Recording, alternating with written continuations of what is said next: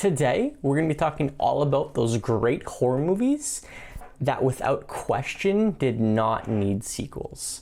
The focus on this list isn't to bash sequels, even though in this case, most of them are pretty bad, but to point out the idea and concept for a sequel was pointless. Without further ado, here are 9 horror movies with pointless sequels, roughly ranked least to most pointless. Starting off the list at number 9, we have Poltergeist from 1982. Tobe Hooper's 80s suburban ghost story. This movie is not only 80s through and through, but continued the Spielbergian trend of mixing family-friendly content with terrifying horror. A movie I was very late to seeing. This doesn't take anything away from it being a horror classic. That one's on me. Instantly injecting into the pop culture, Poltergeist stands up today as a great movie filled with iconic moments, a well-told story, and some genuinely frightening imagery. Poltergeist did not need a sequel, let alone 2. But with that said, the concept for one stands up the most. Instead of following the same family for a second time, we could meet a new family that unfortunately encounters the same malevolent ghosts. Hell, you could even bring the medium back. Make that your returning element for the story. Don't just put the same family through all of that trouble again. I mean, come on now. Coming in at number 8, we have An American Werewolf in London from 1981. John Landis's comedy horror that in early pre-production was described as too frightening to be a comedy and too humorous to be a horror. A great movie. This is one of those films that when people say you couldn't do that today, this is an actual accurate example. There are insane nightmare sequences that blend terror and humor in over-the-top doses. There are whole scenes of this movie set in an adult cinema with sex scenes heard and shown throughout. In some ways, because of that, this film would actually fit well within my crazy 1980s horror ranking, but holding it back is its intriguing and linear tale of David tragically turning into a monster with the only answer being death. This is an interesting case. David and Alex's story definitively reaches its end, and because of that, I really struggle to see any point whatsoever in making a sequel to this movie. With that said though, I do have a certain curiosity about some surrounding events. Many questions go unanswered when it comes to the lore of this werewolf and the small townsfolk who simultaneously want to kill this monster, but also keep the whole thing one big secret. I mean, what's going on there? Overall though, didn't need a sequel. Coming in at number 7, we have The Fly from 1986. David Cronenberg's body horror romance, The Fly, is my favorite of his films and a staple of 80s iconic horror. David Cronenberg's best film, and as I said, my personal favorite, this film stands out in so many ways. Jeff Goldblum and Gina Davis's incredible performances, top of the line practical effects throughout the entire film, emotionally rich moments, and above all, an intriguing story about a man losing touch with his humanity. Because of its devastating but all the same perfect ending, I will never believe this movie needed a sequel. Logically, the sequel we got does follow the path of seeing what happens to Seth and Ronnie's child. As a concept, there is something there. But once again, the story of The Fly is so self-contained and connected to the romance between Seth and Ronnie that seeing the aftermath is completely unnecessary. Number 6, we have Pet Semetary from 1989. Right there, guys. The Stephen King story that even he admitted probably went too far, Mary Lambert's adaptation doesn't hold back any of those emotional gut punches either. Argued by some to be a cheesy and overdramatic film, I've always struggled to see the movie those people are watching. I mean, is some of the acting a little hammy and underdeveloped? Sure. But that in no way takes away the storytelling, production design, and emotionally charged themes. Plus, if Zelda does not scare you senseless, once again, what movie are you watching?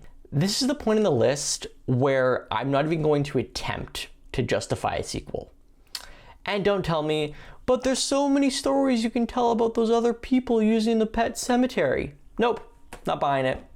The Pet Semetary is a device both King and Lambert used to tell a story about dealing with tragedy, loss, and not being able to let go. This movie is all about that, and specifically focuses on one family experiencing horrifying tragedy and the events that carry from that. A sequel was completely pointless. Number 5, we have the Texas Chainsaw Massacre from 1974. Sorry guys, no physical release on this one. Hoping to remedy that, but yeah, there we go. Tobe Hooper's jumpstart into the horror stratosphere. This movie is a seemingly endless roller coaster that leaves its viewers as exhausted as our final girl. One of the greatest horror movies ever made. That is a common description for this film. What's incredible is, despite its provocative and honestly perfect title, this film is almost entirely blood-free. Even so, it still tricked audiences into thinking they had witnessed a horrifying snuff film somehow released to the public.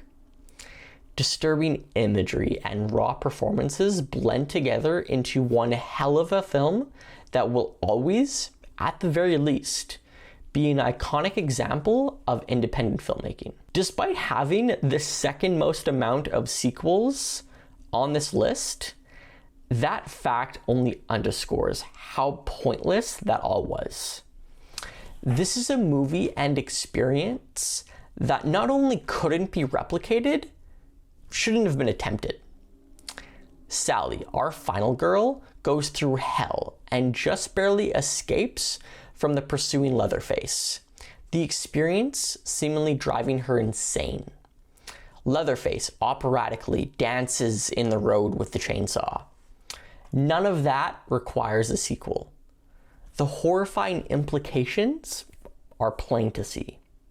Coming in at number 4, we have American Psycho from the year 2000.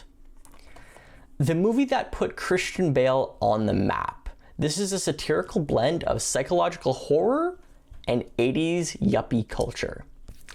Having an initially messy pre-production, American Psycho is now hailed as a cult classic for its incredible lead performance by Christian Bale, its memorable 80s soundtrack, and mind-trippy filmmaking and storytelling.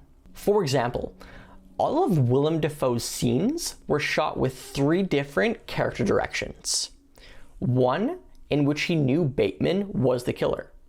A second where he only suspects he was, and a third in which he didn't suspect anything. Different takes were then used through the scenes to confuse the audience and create uncertainty and ambiguity. And there we have it. Uncertainty and ambiguity. A large point to the film. That is why it did not need a sequel. It is about audience interpretation, while also creating a sense of unease as you don't know what to believe as the film comes to a close. Did Bateman really commit all those murders, and because of the culture he is being let off? Or has everything been a twisted delusion of the mind as Bateman fantasizes about what he wants to do? Those are the questions, and we don't need answers or a sequel. Coming in at number 3, we have Halloween from 1978. John Carpenter's entry into horror and superstar director status. This independent film launched careers and the boom of the slasher film. One of the most praised and influential films of the last 50 years, Halloween is without a doubt one of the greatest slashers ever made. Michael Myers is an icon of horror. Jamie Lee Curtis became one of the most famous scream queens of all time. Dean Cundy's cinematography in tandem with John Carpenter's direction and Deborah Hill's script writing all created one masterful horror that in subsequent decades is still being imitated. Despite launching a franchise, one in which I won't lie to enjoying a few to a high degree, I will stamp my name on the following opinion. Halloween did not need any sequels. The story, and importantly the ending, speaks for itself. A nightmarish tale of a killer coming after teenagers on Halloween night. Is he the boogeyman, an escaped lunatic, or even a force of nature, as John Carpenter famously described?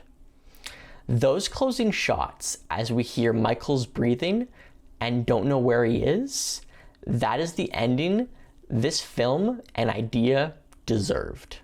Coming in at number 2, we have Jaws from 1975. The original summer blockbuster that scared a generation away from the water, Steven Spielberg proved true horror comes from what isn't shown on screen. Yes, despite the arguments, I will stay strong by the stance that Jaws is a horror movie. From its opening sequence to some truly chilling and horrifying moments peppered throughout, Jaws also launched the summer blockbuster wave that redefined Hollywood's business model for decades upon decades. A movie on this list that I would understand many to be questioning, they made sequels? Yes, unfortunately they did. Why? Blame that same blockbuster model that producers were desperate to repeat. Unlike other successful franchises, Jaws was a lightning in a bottle. From a combination of characters, pacing, and scene direction, all of that made for an incredible movie that was very foolish and pointless to make a sequel to. Coming in at number 1, we have Carrie from 1976. Honestly, I could have just pointed to the shirt, kind of gave it away from the beginning, but anyways, Stephen King's original coming-of-age tale mixed with tragic horror was brought to perfect bloody picture by Brian De Palma. One of my favorite Stephen King stories, and in this case, favorite adaptations, Carrie is a perfect film. Sissy Spacek shines in the role of Carrie White, perfectly capturing the shy and mistreated young outcast, along with the bloody-soaked, rage-fueled prom queen. Injected with themes of bullying, parental abuse, and a coming-of-age story, Carrie hits the mark across the board in acting, story direction, and above all, a sorrowful feeling of tragedy on repeated viewings. Number 1, for a reason, there is not a single good reason for a sequel to Carrie. The story is about Carrie White. Yes, in the novel and partly the movie, Sue Snell does get some interesting attention, but at the end of the day, Carrie is our central focus, and with her death comes the end of this tragic story. That's it. Any attempt to continue that story is stupid, a money grab, and above all, pointless. All right, guys, there we go. And thank you so much for watching. Let me know, are there any movies on this list you disagree with? Do you think they needed sequels? Let's hear those arguments. And until the next time, what's your favorite scary movie?